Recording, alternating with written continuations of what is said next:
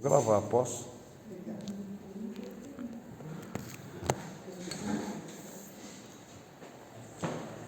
Bom, boa noite.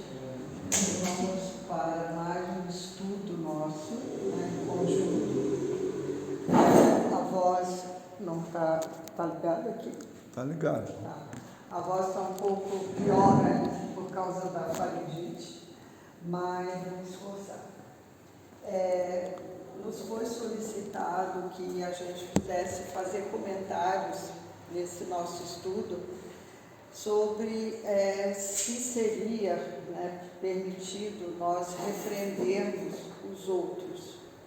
Permitido, lógico, dentro do conceito divino. Para falar disso, eu acho oportuno a gente recordar um pouquinho o que significa essa pergunta que foi dirigida a São Luís, que é aquele espírito que ajudou Kardec a fazer a sistematização, né, da filosofia espírita. Esse capítulo é o capítulo do Bem-aventurados os misericordiosos. Então, antes da gente verificar essas perguntas, eu quis trazer para vocês assim, uma pincelada desse significado de misericórdia, porque para os dias de hoje está muito oportuno a gente recordar isso. Essa palavra vem do latim, composta por miseratio, que é miséria, e cordis, que é do coração. O que significa isso no conceito do dicionário? É um coração que se debruça sobre a miséria, sobre a desgraça de alguém. Ou seja, um coração que está compadecido. Então veja só a amplitude, o quanto é uma maneira de se fazer caridade através da misericórdia. Pode se referir tanto ao comportamento compassivo por parte de quem está no poder, por exemplo, um juiz que está fazendo o julgamento de um sentenciado. Ele pode usar de alguma misericórdia, que é esse coração debruçado sobre uma miséria humana. Ou no sentido humanitário, um grupo, um país, alguém ajuda vítimas de um acontecimento, ou seja, é um coração que está debruçado sobre as desgraças alheias. Ou ainda nas nossas convivências relacionais, quando a gente faz esse exercício de deixar o coração se debruçar ante as misérias, ante as desgraças de alguém. Pois bem, dentro desse conceito de misericórdia, nós podemos imaginar assim uma cesta de pão, né? E ali dentro alguns tipos de pãezinhos que vão compondo a cesta da misericórdia. Claro que não é só isso, tem muito mais, mas eu me baseei aqui no Evangelho, colhi alguns pãezinhos que faz essa composição de uma cesta misericordiosa. O estado de mansuetude, aquela possibilidade da gente exercitar a mansidão, se manter manso. O estado de pacificidade, que é uma qualidade de quem é pacífico, de quem é respeitoso, cordial, que compreende o outro e ainda procura administrar os seus conflitos internos para não despejar em cima do outro. Ainda o esquecimento e o perdão, pode ser pãezinhos que compõem a cesta.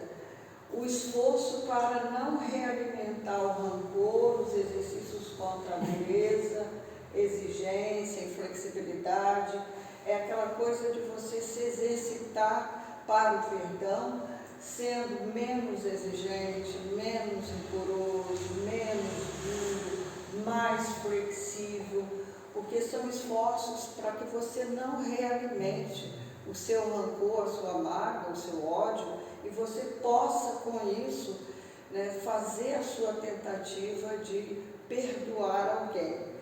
Com esquecimento, na verdade, ele fica assim, o fato, o acontecimento, ele vai ficar arquivado na memória, ele não vai sumir da nossa memória, mas nós podemos, justamente nesse esforço, não ficar todo dia abrindo a gavetinha para reativar o sentimento ruim.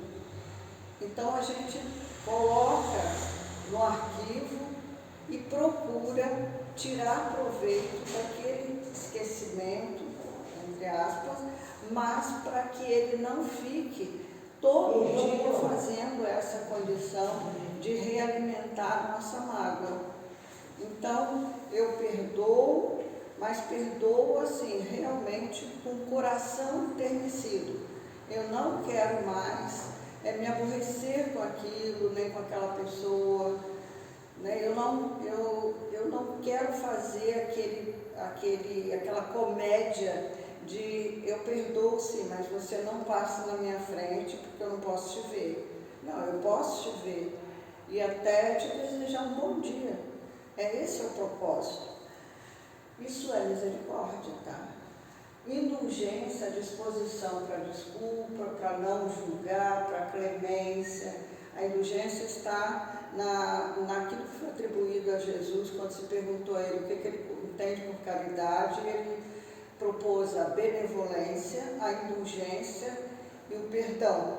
Essa indulgência é aquele não julgamento, e você está sempre disposto para compreender e até para desculpar o outro. E a paciência que você se exercita nas situações desagradáveis, incômodas, né? São exercícios de você manter a estabilidade do sistema nervoso central, para você não se perturbar diante de acontecimentos desagradáveis. E a tolerância, quando você faz uma aceitação diante de algo que você não quer, mesmo que você não queira, ou que você não pode impedir, ou até em lidar com situações contrárias. Então, esses pacotes seriam o pacote do sexto, vamos dizer assim, da misericórdia. Teríamos alguns desses ingredientes que com certeza vai nos compondo, vai nos dando uma postura de realmente exercitar essa tal de misericórdia. Através desses gestos aqui, e tem outros mais, mas através desses aqui a gente vai fazendo acontecer a tal misericórdia, que é aquele coração que se debruça sobre a dor, sobre o acontecimento que traz infortúnio para o outro.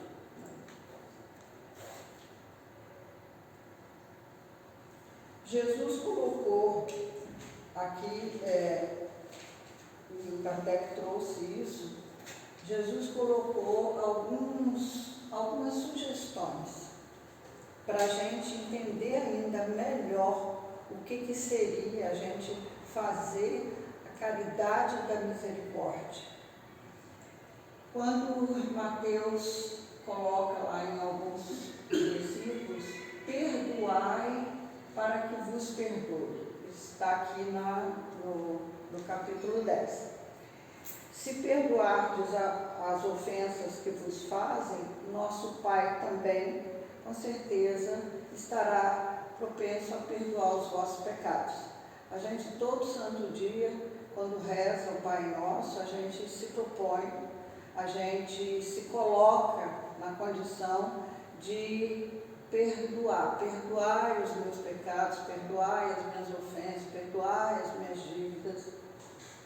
Né? Ainda bem que hoje a gente está começando a despertar a consciência, que a gente pensa assim, na medida que eu for conseguindo perdoar os devedores, os que me ofendem, então eu também quero despertar para isso. Tá? E é bom que a gente comece a pensar assim, porque para não ficarmos só naquela repetição. perdoa meus pecados, assim como eu perdoo os outros. Mas eu não perdoo ninguém. Mas mesmo assim, eu fico ali pedindo perdão.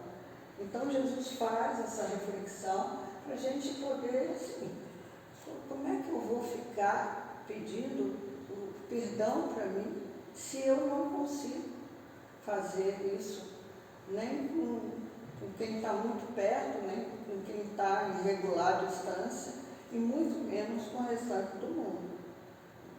Uma outra sugestão também, que Jesus faz aqui, que Kardec também traz, é a reconciliação com os adversários. É claro que não são coisas assim tão simples, que a gente, eu li aqui, não, vai sem demora com o teu adversário, né, se ajeitar com ele, enquanto você está no caminho com ele, porque ele pode te denunciar, ele pode te entregar para um juiz, e você pode ir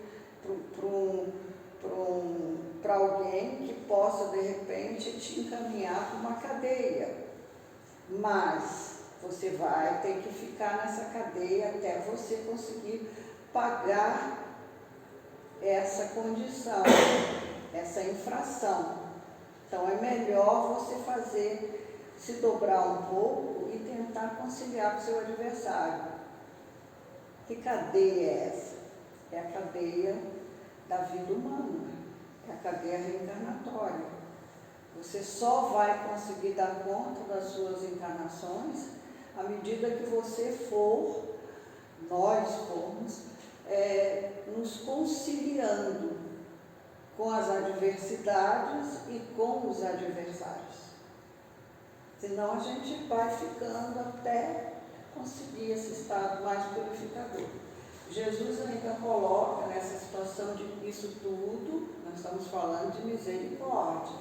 O sacrifício mais agradável a Deus, está lá em Mateus. Qual o sacrifício? Você está diante do teu altar, vem aqui, mas você tem uma pendência lá com o teu irmão. Você brigou, você odeia alguém, você não convive com ele adequadamente. É melhor você deixar a sua oferenda aqui, a sua oferta, a sua oração, a sua conversa, o seu louvor, ir lá e tentar conciliar com ele. Para que você depois volte com o coração mais purificado e consiga fazer a sua conexão com Deus. Porque senão vai ficar difícil. Você ficar louvando, pedindo, agradecendo e ofertando com pendências que precisam ser cumpridas ainda. Depois ele fala ainda no argueiro e na trave do olho, porque nisso a gente é mestre, né? A gente está sempre fazendo, sim, apontamentos, né? De mini julgamentos, apontamentos, em que a gente possa estar sempre dizendo, você é que faz isso, você é que é culpado, você que não cuida de você que não tira a trave do seu ouro, você. Eu também tenho traves no olho, eu também me comporto de maneira não adequada, eu também tenho fraqueza, eu também tenho dificuldade, eu também crio problemas. Então somos todos. E o outro é não julgar para não ser julgado, porque tem aquela passagem ali da mulher adulta, que esse julgamento, veja só, é aquele julgamento assim, em que a gente, sem considerar nada históricos, nada, só pela aparência, só por ali um diagnóstico que a gente fez superficialmente, a gente faz o diagnóstico, faz o julgamento, decreta a pena e lança para o outro. Aí, lógico que eu estou isenta disso. Eu sou ótima, maravilhosa, eu não faço nada disso que ele faz. Então ele merece ser julgado e condenado. Que direito eu tenho de fazer isso? Né? Quem me outorga esse direito de fazer isso? Pois bem, aí, com essas reflexões que estão nos levando a pensar um pouco mais profundo na misericórdia, aí sim, a gente pode entrar nessas questões que o Kardec propôs para São Luís. Porque agora, a gente recordando um pouquinho do significado da misericórdia, a gente até vai entender melhor a pergunta. Por que o Kardec, porque vinham falando disso tudo que eu acabei de falar, depois alguns espíritos deram umas mensagens, e ainda o Kardec ainda ficou com essas dúvidas e quis que São Luís respondesse. E aí ele pergunta, né? Ninguém sendo perfeito, né? Todos nós não somos, não se segue então, né? Não é então bom a gente pensar que ninguém tem o direito de repreender o próximo. Se a gente não é perfeito, como é que a gente pode se dar esse direito, né, de repreender o próximo? Aí veja só, o São Luís diz que certamente que não, né, porque o intuito nosso deveria ser trabalhar para contribuir com o progresso de toda a humanidade, aqueles que estão mais próximos e toda a humanidade. Mas, né, a gente ainda carece né, dessas condições para a gente poder fazer isso. Então, se a gente precisar repreender o outro, diz Luís, que a gente faça isso com moderação, com uma intenção útil e não com o intuito de denegrir. Porque se for para denegrir, isso acaba sendo uma censura. E sendo uma censura, se a gente quer denegrir a imagem de alguém, isso acaba sendo uma maldade. Então eu preciso saber fazer isso com uma moderação capaz de intencionar uma utilidade e não para eu acabar com o outro. Ainda diz assim o Luís, é até um dever quando a gente percebe que alguém precisa ser alertado, né, que alguém precisa estar numa condição que está trazendo algum prejuízo, precisa ser alertado. Ele diz que isso aí é até um dever que a gente pode estar fazendo. A gente quer né, alertar, mas a gente precisa ser cauteloso. A gente não pode fazer um alerta de julgamento que a gente acabe com a estima do outro, além de denegrir a sua imagem. Agora, cautela. E quando a gente faz isso, mesmo com cautela, com moderação e com uma intenção útil, a gente também deve se lembrar, diz o Luís, que nós mesmos também, de repente, estamos precisando daquela reprimenda cautelosa, moderada e útil. Será que a gente está tão perfeitinho assim, que a gente não fez nada parecido com aquilo que alguém fez e que está merecendo ser alertado? Será que não cabe para nós também? Então ele faz essa sugestão também para tentar amarrar justamente essa questão da gente não se dar esse direito de julgamento. Veja se também você não está em situação semelhante. o que você poderá falar para ele, no sentido de alertá-lo, pode servir para você também. Pois bem.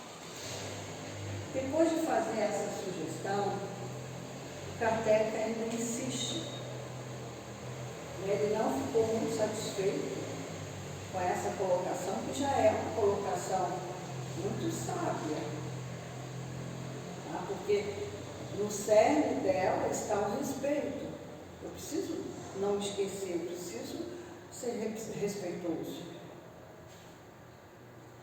Aí o Kardec ainda volta para o Luiz e pergunta para ele: tá, será repreensível observar as imperfeições dos outros, quando disso não possa resultar nenhum benefício para eles, mesmo que não as divulguemos?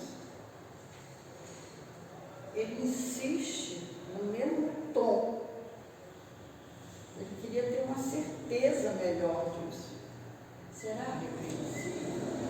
Eu observo as imperfeições, mas eu também estou achando que de repente isso não vai trazer benefício para eles. Será que eu divulgo? Será que eu não divulgo? Aí, o que o Luiz volta a insistir?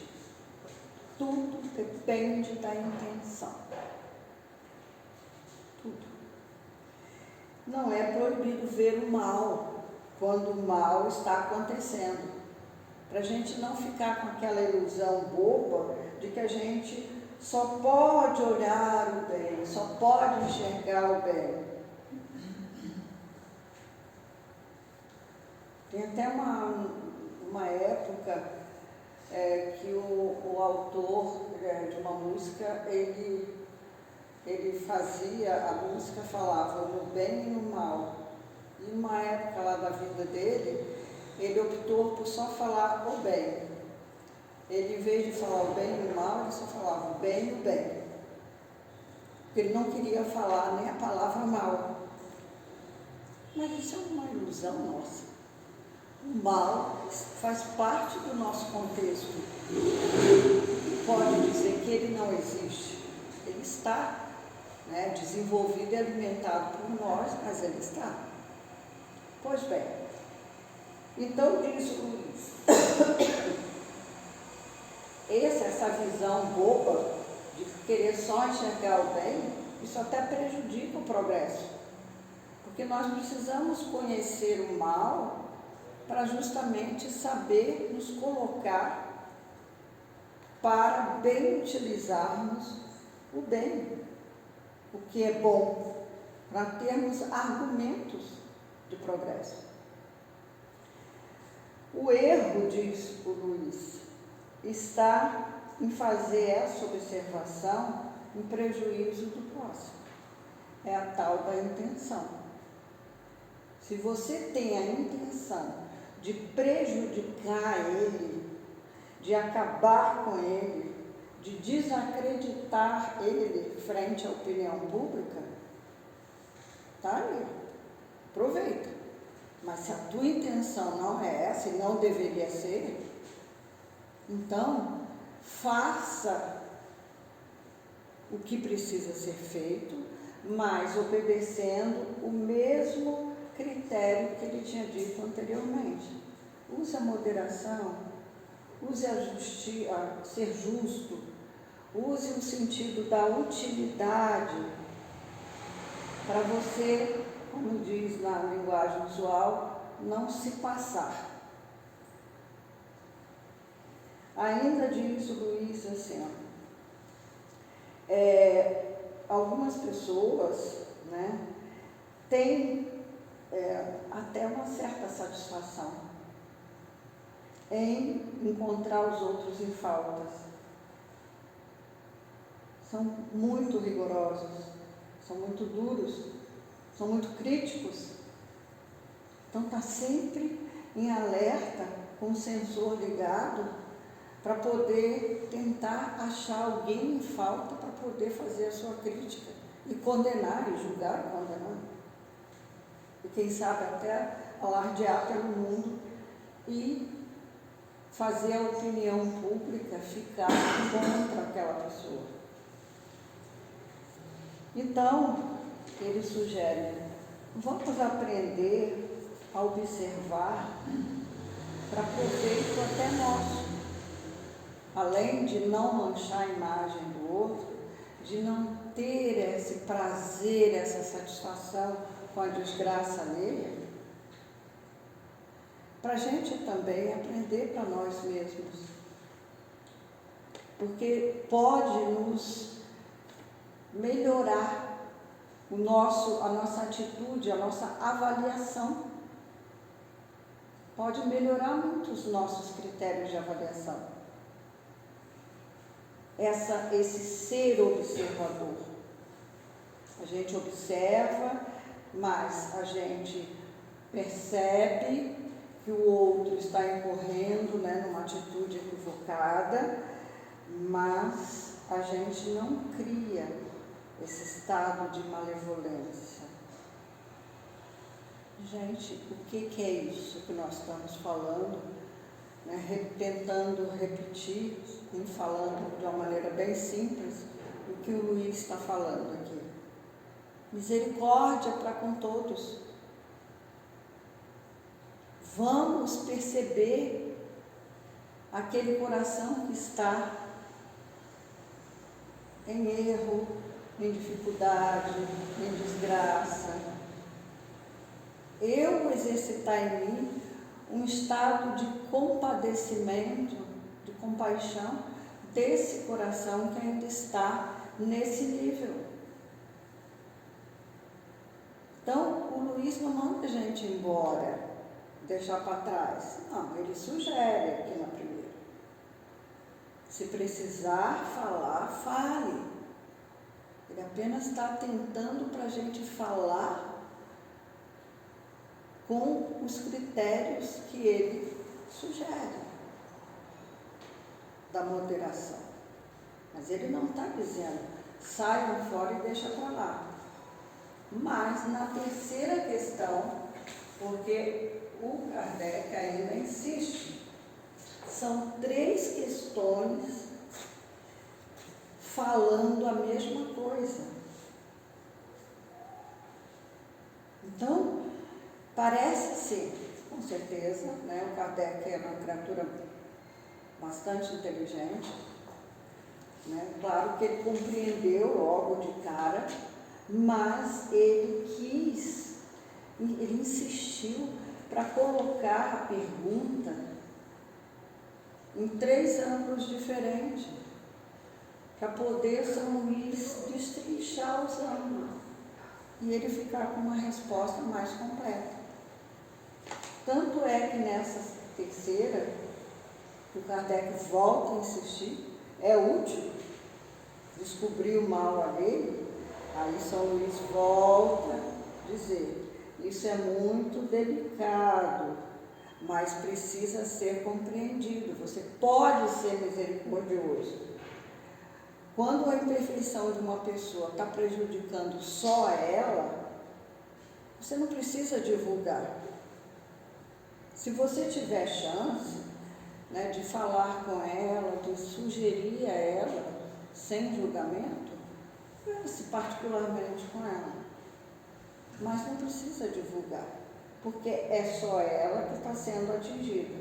Mas se as falhas dela estiverem prejudicando os outros, sim, aí você de repente pode ampliar, sempre com moderação, pode ampliar alguma informação com o intuito não de denegrir, com o intuito de desfazer a mentira.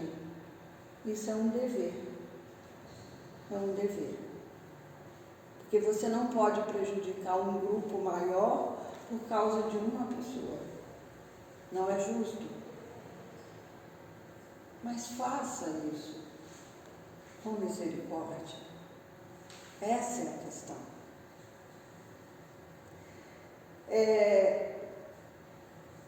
Não é justo, ele volta a dizer. Por isso que é interessante, além de não ser justo, a gente sempre balancear. Estou na dúvida. Procura balancear as vantagens e os inconvenientes. Balanceia. Faz ali uma visão do que é vantajoso, fazer aquela abordagem, divulgar aquela abordagem, falar antes com aquela pessoa, dizer para ela que o restante do grupo está sendo prejudicado, que vai precisar ser falado, mas faz ela sentir que você está usando de misericórdia. Por isso que a gente relembrou o que é misericórdia, a grosso modo, porque às vezes você usando a indulgência, a paciência, a tolerância, você usando a mansuetude, a pacificidade, você está sendo misericordioso. E isso, gente, está hoje no nosso dia a dia muito presente. Muito presente.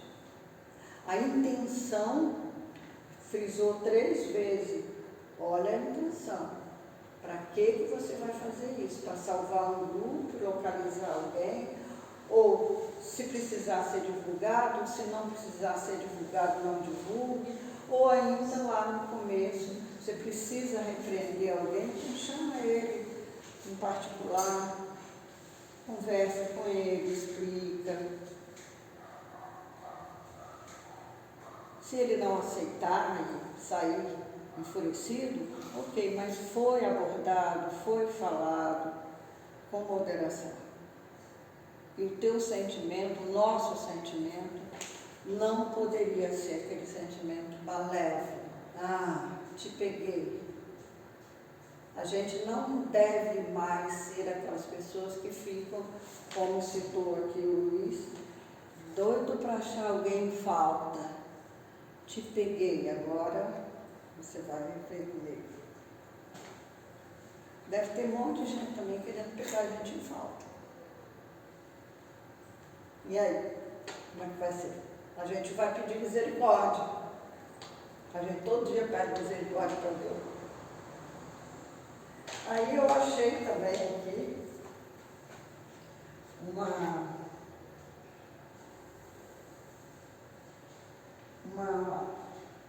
página do Emmanuel, um livro chamado No Serviço da Luz. É uma partezinha, a mensagem é grande, tá?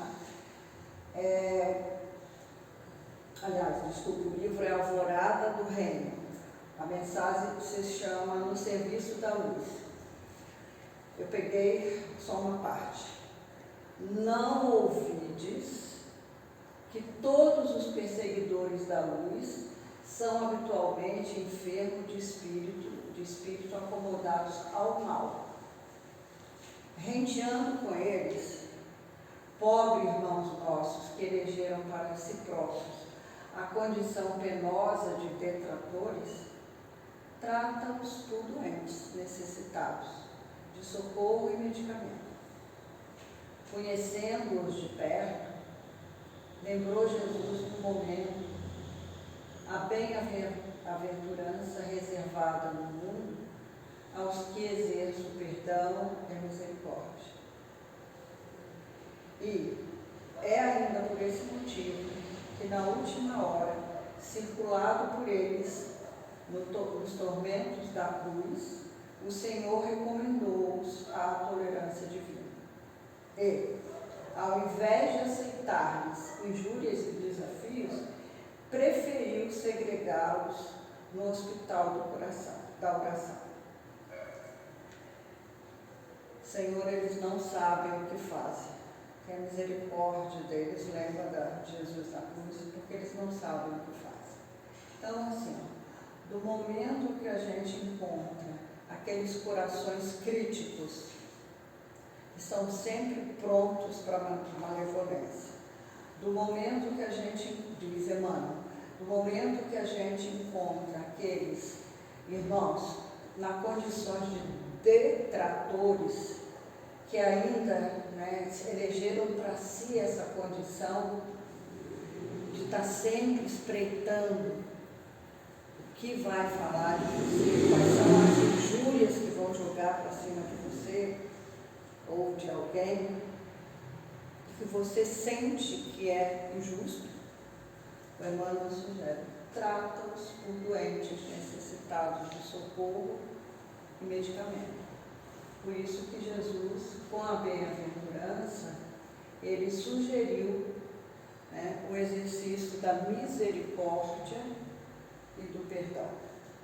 Misericórdia, lembrando, é o nosso coração compadecido, é o nosso coração debruçado frente às amarguras, os infortúnios, os desajustes, as misérias do outro.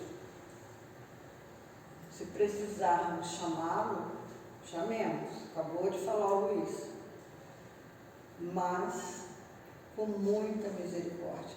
A permissão de Deus, né, eu não posso responder por Deus, mas acredito que diante desse material, a permissão que é perguntada de repreender os outros é permitida desde que seja útil e feita com misericórdia. Se não for assim, não mexe. Ok. Obrigado, gente, pela atenção, mais uma vez. Tomara que esses estudos, né, possam continuar sendo úteis para a gente. Nós estamos em tempo de misericórdia. Se a gente pensar bem, estamos vivendo esse tempo. Né? Mas também em tempos também das outras bem-aventuranças também. Mais especificamente, tempo de exercício de misericórdia. Não podemos. Hoje um rapaz me disse lá na penitenciária, quando a gente, na reconciliação com o adversário, quando a gente for e ele não quiser se reconciliar, a gente, se a gente antes de ir, né, oferecer a reconciliação, se a gente perceber ou souber que ele não quer, aí a gente nem vai. A gente pega aquela reconciliação, joga na mão de Deus. Aí eu disse para ele assim: olha, eu respeito o teu pensamento com certeza, mas assim, eu faria diferente. Eu não esperaria alguém me dizer. Eu iria levar a reconciliação e ofereceria para ele. Mas eu procuraria para mostrar para ele que eu estou em estado, né, estou pronta para a reconciliação. Se ele falar para mim, não quero, e virar as costas para mim e for embora, aí sim, aí eu me recolho, e aí eu digo: olha, Senhor, você viu, eu ofereci a reconciliação, ele não quis. Então agora, nesse momento, eu estou te oferecendo a reconciliação, aí sim, eu te ofereço a reconciliação para que, quem sabe, com os teus meios, você possa algum dia tocá-lo. Mas de cara eu não deixo na mão de Deus, porque essa nossa historinha de deixar tudo na mão de Deus,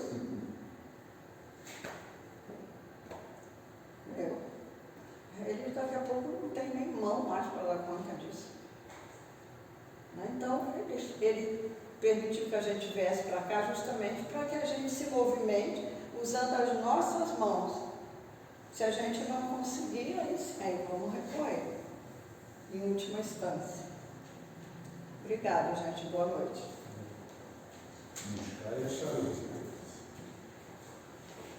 Obrigado, Tereza.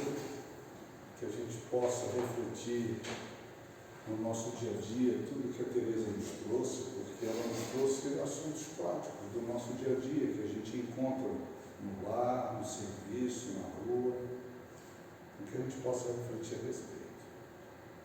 Vamos agora nos preparar para o momento de paz. Vamos continuar lembrando de Jesus, esse divino mestre que aqui esteve entre nós e continua entre nós, sempre buscando nos orientar, para que nós possamos fazer as melhores escolhas. E agora, nesse momento, são momentos em que a espiritualidade amiga, juntamente com o médium, transfere para nós os recursos de vibrações, de paz, de harmonia, o remédio que a gente às vezes precisa, dentro daquilo que nos é necessário nesse momento. Então, que nós possamos estar com a mente em Jesus aberta, para podermos